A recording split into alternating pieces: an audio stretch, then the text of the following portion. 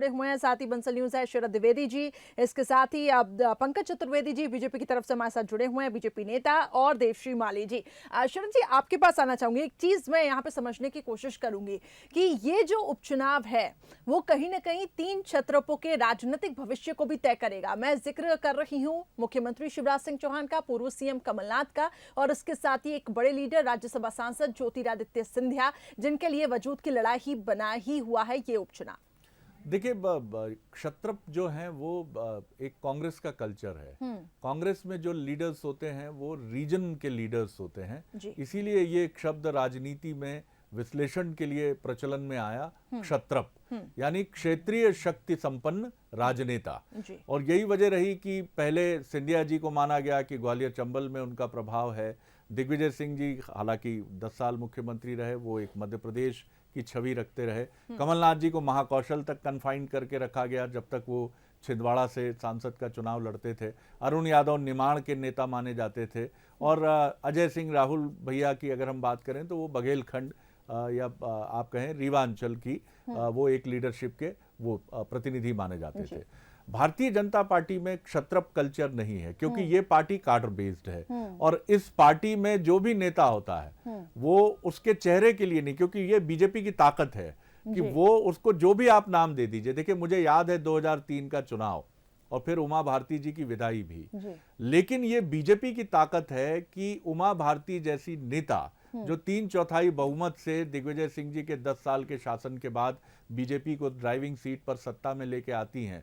और बीजेपी का कार्यकर्ता जो फैसला होता है केंद्रीय नेतृत्व का, पार्टी का, उसको स्वीकार करके वो जुट जाता है, बाबूलाल गौर जी के साथ खड़ा हो जाता है। बाबूलाल गौर जी हटते हैं, उमा जी के विरोध के बाद उमा जी नई पार्टी बनाती हैं और फिर शिवराज जी आते हैं और भारतीय जनता पार्टी का कार्यकर्ता शिवराज जी के साथ खड़ा हो जाता है। तो ये भारतीय जनता पार्टी की ताकत है।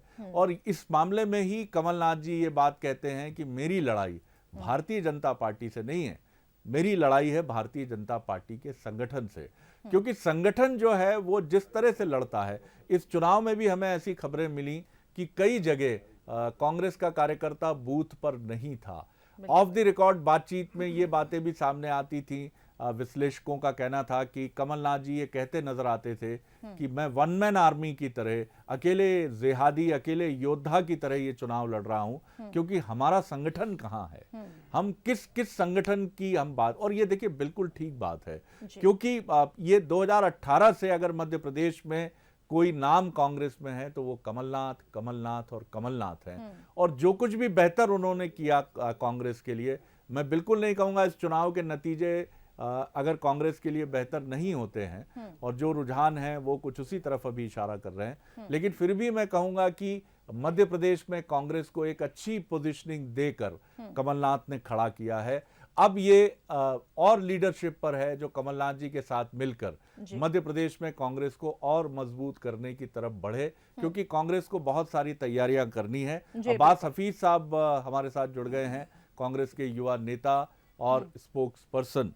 एक उनकी रिएक्शन मैं ले लेता हूं इसी विषय पर। कितना इत्तेफाक रखते हैं अब्बास हफीज साहब आप? जी देखिए, इनिशियल ट्रेंड्स हैं। पोस्टल बैलेट का हमेशा कहा जाता है कि सरकार जो सत्ताधारी दल होता है उपचुनाव में उसके पक्ष में जाता है। और अब 2-3 जो राउंड्स हो गए हैं, 4 हो गए होंगे जो भी हुए हैं, उसके बाद जो रुझान दिख रहे हैं, जो भारतीय जनता पार्टी का दावा था और सिंधिया जी का खासतौर पर खुद का दावा था कि उनके बिना कांग्रेस कहीं सिमट जाएगी। मैं सुशील शर्मा जी को भी सुन रहा था, उन्होंने भी जो बात कही मैं भी वही देख रहा था सुबह से, कि neck to neck fight Scindia ji के जो प्रत्याशी हैं, जो बीजेपी सिंधिया, जो बीजेपी एस है, उसके जो प्रत्याशी हैं, उन्होंने कौन सा बहुत अच्छा परफॉर्मेंस कर दिया। जब बीजेपी में सिंधिया जी चले गए तो वो तो एक तरह से कहा जा रहा था कांग्रेस पार्टी तो अनाथ हो गई, वहां पर टक्कर भी नहीं दे पाएगी।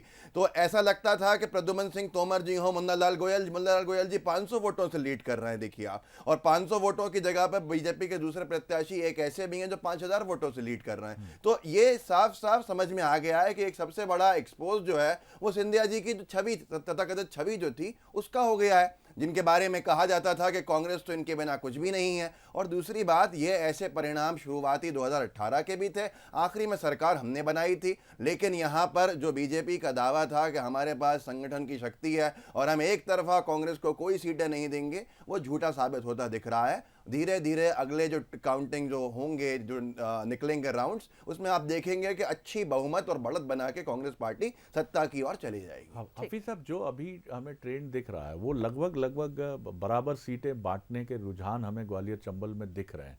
क्या इसको भी आप मानेंगे? अगर हम ये देखते हैं कि 14 पर कांग्रेस आगे होती रुझानों में और रिमेनिंग सीट्स जो होती 4 उनमें बीजेपी आगे होती, तो हम कहते हैं कि सिंधिया साहब अपेक्षा अनुसार अपने नेतृत्व में वहां प्रदर्शन नहीं कर पाए। क्या अभी आप खारिज करेंगे? आगे जाके आप देखेंगे जो राउंड, जब मतगणना और बढ़ेगी आगे और वोट और गिने जाएंगे, तो उसके बाद सामने दिख जाएगा कि सिंधिया जी कहां पर हैं। लेकिन सबसे बड़ी बात देखिए, आपने खुद कहा अभी कि सिंधिया जी को चंबल का नेता माना जाता था और चंबल के अंदर कांग्रेस के सबसे बड़े नेता सिंधिया जी थे।